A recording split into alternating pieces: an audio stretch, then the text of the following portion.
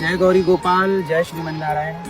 आज हम हैं नेपाल की पावन धरती में, जहां आदि प्रयाग करके ये स्थान है जिसे देव घाट भी कहते हैं। देवता लोग जहां भ्रमण करें वो देव घाट।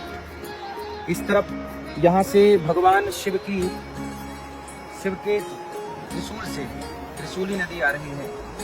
जब भगवान शंकर ने विषपान किया और विषपान करने के बाद जब गर्मी लगी भगवान शिव को, तो वो अपनी गर्मी को दूर करने के लिए हिमालय की पावन तलहटी पर गए और उन्होंने त्रिशूल गाड़ा। तो त्रिशूल जब गाड़ा तो वहीं से एक धार निकली, जो धार ये है जिसे त्रिशूली नदी कहते हैं, ये त्रिशूली नदी। और दूसरी तरफ इस तरफ आप देखेंगे तो यहाँ पर भगवान श्रीमन नारायण, जहाँ शालिग्राम भगवान दिखते हैं, शालिग्राम भगवान जहाँ जिनकी गोद में है ये गंडकी नदी, जहाँ भरत जी ने तपस्या की और एक मृग में आसक्त होने के कारण भरत जी को मृग बनना पड़ा। तो जिस नदी के तट पर भरत जी ने तपस्या की वो नदी है गंडकी नदी।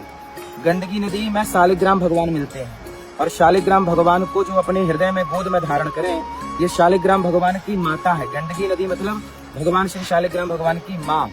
तो ये एक तरफ हरि और एक तरफ हर, तो हरि हर क्षेत्र है ये, जहाँ संगम हो रहा। त्रिशूली नदी और गंडकी नदी का ये देखिए संगम है। और आगे चल करके जब ये धारा आगे जाती है तो यही नारायणी नदी कहलाती है।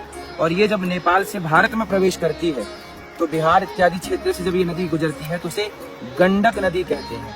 तो वो गंडक के नाम से आगे पहचानी जाती है।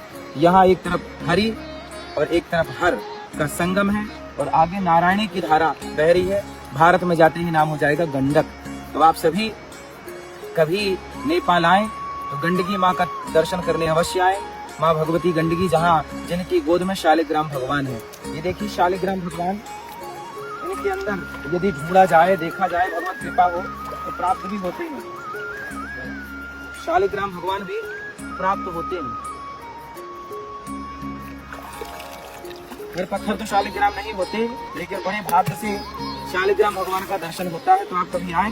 अभी चूंकि बाढ़ का क्षेत्र है, अभी पानी अधिक मात्रा में है और जब निर्मल होता है तो भगवान जल के अंदर ही दर्शन दे देते हैं। सबको जय श्रीमन नारायण, जय श्री कृष्णा, राधे राधे।